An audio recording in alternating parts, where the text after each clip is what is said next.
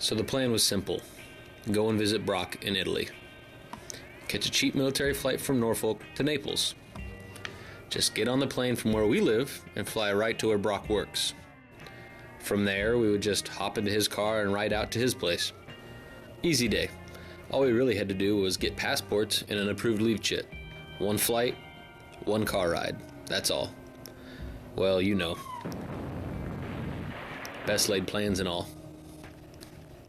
As it turns out, the only information we got beforehand, the whole flight information thing, was wrong. Yeah, the flight we signed up for did go to Italy, but it was only a tech stop on its way to Djibouti. You might be asking yourself, what's a tech stop? I believe Merriam-Webster has it defined as follows. While the plane does technically stop at your desired location, your ass is technically not allowed getting off the plane. So we had a choice to make.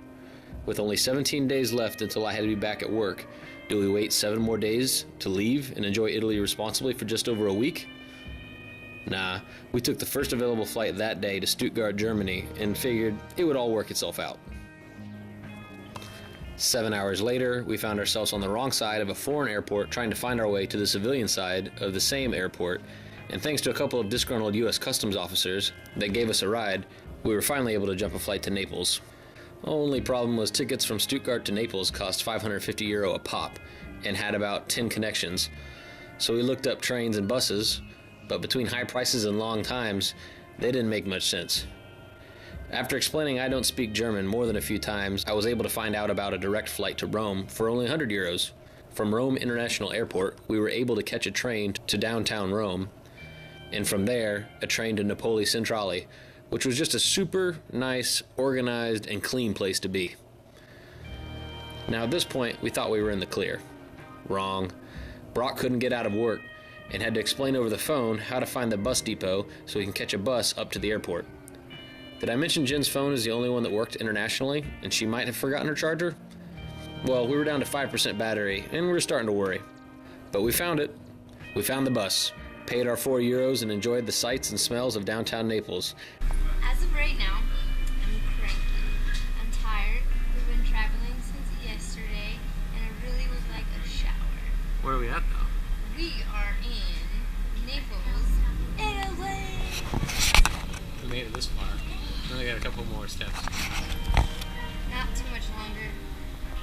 And eventually ended up at the airport. From there, it was a 5-minute walk that took us 20 minutes to the naval base. We hung out at a pub, got a ride to Brock's, unloaded our stuff, went out for a delicious dinner, drank some vino and some cello, went back to Brock's house, and after a nice 36-hour day of travel, went to sleep. As chaotic as it all ended up being, the trip was absolutely worth it. We had a blast and there was no drama on the way home. We did take plenty of video and photos, but we tried not to make that the priority. Hence this weird intro to a slightly chaotic video where forever I will have to hear my awkward voice. Here's a small amount of what we experienced in Italy.